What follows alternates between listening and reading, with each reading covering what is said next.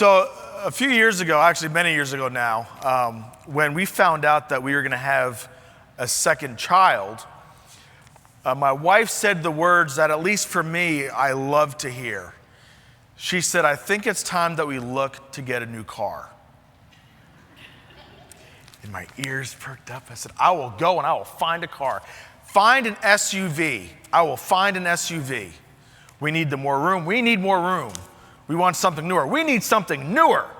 You go and come home with an SUV." I felt like the great hunter and gatherer. I will go and I will get an SUV. And I went to the car dealership and I told the salesperson, "I need to buy an SUV." And he took me out to the lot and I saw thousands, maybe not quite thousands, but hundreds of gold and silver and white and black SUVs. And in the midst of the sea of blondness, I saw a bright red Trans Am with chrome wheels, a 5.7 V8, 6-speed with a monsoon stereo system in it. And I said to the salesperson, that's got to be out of my price range, right? And he whipped out his paper and he went, "Actually, it's not." It was at that moment in time that I realized that I had not chosen wisely. I chose what I wanted instead of what we needed. My guess it was maybe 9 months later I ended up with a Ford Taurus. But there was definitely that moment in time that I chose what I wanted versus what we needed. But I still had the choice. I could have gotten a gold Ford Explorer SUV, but I wanted the Trans Am. In the gospel this morning, Jesus is giving us the reality of choices, that we all serve somebody. Like the Bob Dylan song, you got to serve somebody. It might be the devil or it might be the Lord, but you're going to have to serve somebody. And Jesus is saying you can serve riches or you can serve God. Basically, it's what Father Jason has been preaching now for a year and a half. You can serve empire or you can serve kingdom. You know, in Aramaic, the word that's used there, it means riches. It's the riches of this world, the riches, not just money, but the things that we think will satisfy us. And the interesting thing about Aramaic is that it's used again in another spot in the New Testament. It's when Christ is hanging on the cross and he cries out as his heart is breaking, "Eli, Eli, lama sabachthani," which is, my God, why have you forsaken me?" Because at that moment in time, God could not look on sin. He couldn't see the sinfulness of this world as Christ, his only Son, God incarnate, all divine and all human, is hanging on the cross. He is literally bearing the sins of the world. And his Father seems to be gone, seems to be alone, wondering where the hope is. Have you ever had moments in your life where you have really felt the presence of God? Like you feel like you're just within an arm's reach of reaching heaven itself. We call that the thin place. I know in my life there's been those moments where I just feel so close to God. I can feel his presence around me, and I know that God is real, and I know that God is able, and I know that God has me in the palm of his hands, and I know that everything's going to be okay. But then there's those other times. And maybe you've had those times too, where you wonder, where are you? God, where are you? I need to feel your presence, and yet I don't know where you are. This is about choice, but also about service. See, I'm reminded of in St. Matthew, when Christ goes to the Garden of Gethsemane, St. Matthew says that he threw himself down in prayer. And as Jesus throws himself down in prayer, he's uttering these words: "If you can make this cup pass from me, if I don't have to die, if I don't have to be beaten, if I don't have to be abused, all I've done is love, if I don't have to do this, I don't want to. Don't want to die. And yet, he concludes his prayer with, not my will, Father, but yours. And we see this perfect example of the humanity of Christ, where he's willing to give himself up in obedience to his Father. And we have to do the same thing, don't we? We too are called to make choices. We too are called for a purpose. We too are called to go to places that maybe we don't want to go, to people that maybe we don't think we should go to, and in circumstances that we don't really like, but God has called us there for a purpose.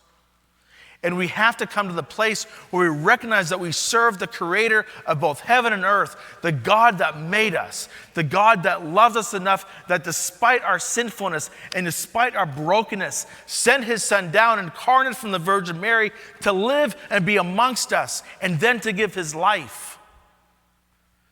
See, here's the good news though. Those moments of feeling empty, there's always hope. How do we know there's hope? I'm going to tell you how we know. There's hope because yes, Jesus came. Yes, Jesus was arrested.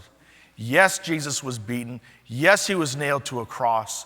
Yes, he died, and yes, he was buried. But on the third day, there was a resurrection. And in your life, when you feel like there's emptiness, when you feel like you're alone and you feel like God is not there, hold on, because there's also resurrection for you. There's also hope for you because God has not left you. God has not forsaken you. His presence is still there. We just have to follow him and serve him instead of what we think the world is calling us to. This world offers some wonderful things, but it pales in comparison to the things of eternity. It pales in comparison to the joy that comes in knowing that we have a relationship with God. That is where our hope is. That is where our trust is. The great hope of the church is that someday Jesus is coming back for us. And we will dwell with him for all of eternity. And we too will be resurrected from the grave. That is our hope. It kind of reminds me of, sometimes I think we try to find God's will in the other extreme. And we look for God in everything. When I was 18, I went to Bible college in Providence, Rhode Island. It was actually Barrington, Rhode Island at the time. And my roommate, wonderful guy, he was like 2 years older than me. I was 18, and every morning my roommate, I would find him praying. And I'd hear him praying in the next room. And he'd pray loud. I mean, really loud. Oh, God! I'd say, man, this guy is praying. And I said to him one morning, I said, man, I want to pray like you, man. What are you praying for? I asked God to tell me what color tie I should wear, what color shirt I should wear. I want God's wisdom on everything. I said, I don't think God cares what color tie you wear. I'm just happy to have a tie. I don't know. You see, here's the thing. We need to seek God in the things that matter in our life. I don't think God cares what color tie you wear. I don't think God even cares if we wear a tie. I think what God cares about is, do you go to the people that need to hear about the love of Jesus? Are you a disciple that follows Jesus wherever he wants you to go? Are you a disciple that says, not my will, but your will? I want to serve you. I want to love you. And because you love me, I will give myself to you completely. Somebody asked me the other day about the white collars that we wear, and they said, what is that white collar? I said, well, we kind of call it a dog collar. They're like, a dog collar? I'm like, yeah, it means we're kind of bound to God. We're slaves for Jesus. And they said, oh, I don't want to be a slave to anybody. And I think sometimes that when we think of slavery, we think of it in terms of the oppressive behavior of this country as it refers to the African Americans, how they were treated as slaves. And the moral sin of that in our history. But what we're talking about here within Scripture is that we always have the will to walk away. God's not forcing us to do anything, but he is offering us hope and love. He's offering us his presence. He's offering us the joy of our salvation. And because of that, I want to be yoked to him, and I don't ever want to leave. I gladly serve him. I gladly give myself to him. How could I ever repay somebody who has given me so much? That in my sinfulness, in my own brokenness, he's died for me so that I could live, so that I could have hope. This is why we serve him. And in comparison of all that God has done, the riches of this world are meaningless. I don't think they sing in the Episcopal Church. We used to sing the song, I'd rather have Jesus than anything. I'd rather have Jesus than silver or gold. I'd rather have Jesus than all the world affords. Than to be the king of a vast domain. I'd rather have Jesus than anything. Is that your prayer this morning? As we prepare, we get into really the end of this year. What is God calling you to? What things do we need to give up so we can take on more love? What things do we need to let go on so that we can serve him deeper and serve him in a more meaningful way? Are you a slave? You're a slave to somebody. My guess is that you're a slave to Christ. Let's be his disciples and give up everything for him because he's given everything to us.